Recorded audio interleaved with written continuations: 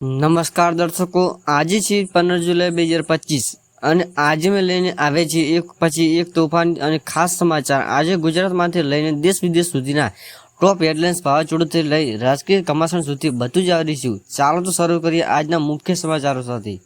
ગુજરાતના દક્ષિણ વિસ્તારમાં ભારે વરસાદ, ડાંગ, વાપી અને નવસારીમાં રસ્તા જળો સમગ્ર, લોખંડ બજારમાં ભડાકો, ટાટા અને જિંદલ કંપનીએ ભાવ વધાર્યા, ચીન સાથે સરહદ પર ફરી એકવાર તણાવ, લદ્દાખમાં ચેનલની મિસિંગ સામે આવી, અમદાવાદમાં મોટું ડ્રગ્સ રેકેટ ફોડાયું, 35 કરોડના ડ્રગ્સ સાથે 2 આફ્રિકનના પકડાયા, અંબાલાલ પટેલની આગાહી, ફરી એક સિસ્ટમ પ્રવેશી શકે છે, 18 પછી ગુજરાતમાં મેઘરાજાની ધમાકેદાર એન્ટ્રી, દેશના તમામ મોબાઈલ પ્લાનમાં વધારાની કિંમત લાગુ, આજની નવી રેટ લાગુ પડશે, વિજય રૂપાણીની પુનરાગમનની શક્યતા, ભાજપના અંદરખોની ચર્ચા ગજાવા લાગી છે, ઓલમ્સ અમદાવાદમાં ઓનલાઈન ટોકન સિસ્ટમ લાગુ, દર્દીઓને લાંબી લાઇનમાંથી મુક્તિ, ભારતીય ટીમોને ચકદાર વિજય, શ્રીલંકાએ ત્રીજી વન ડેમાં 9 વિકેટ હરાવ્યું, ઇસરોની મોટી સફળતા, ચંદ્રયાન 4 માટે પ્રથમ પરીક્ષણ સફળ થયું।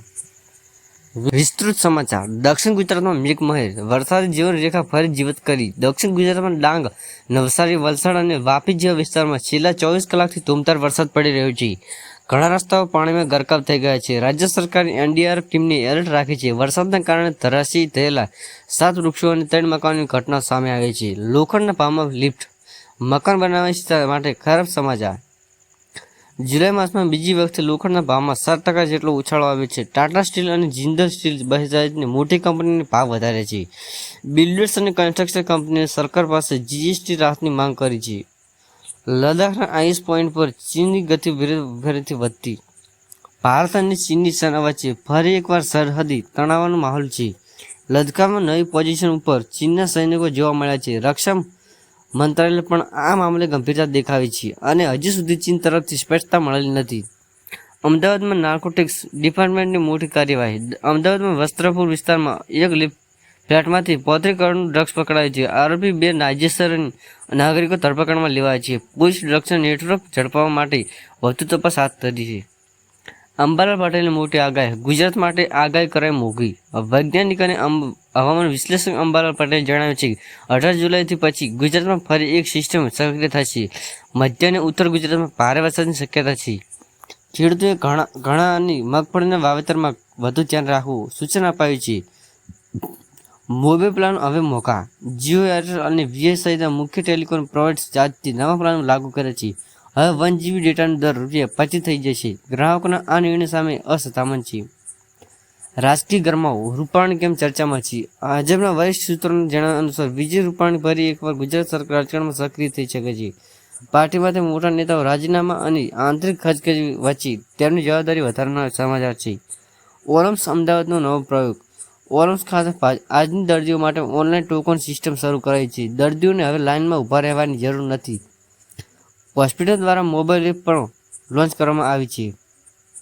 ક્રિકેટ પ્રેમીઓ માટે ખુશ ખબર, ભારતીય ટીમનો શાનદાર વિજય, ભારત અને શ્રીલંકા વચ્ચે ચાલી રહેલી ઓડીઆઈ સિરીઝનો ત્રીજો મેચ આજે ભારત 9 વિકેટ જીતી લીધો છે। શ્રેયસ અય્યરની નોટઆઉટ 102 રન બનાવ્યા, સિરીઝ પર હવે ભારતે 2-1થી કબજો કર્યો છે।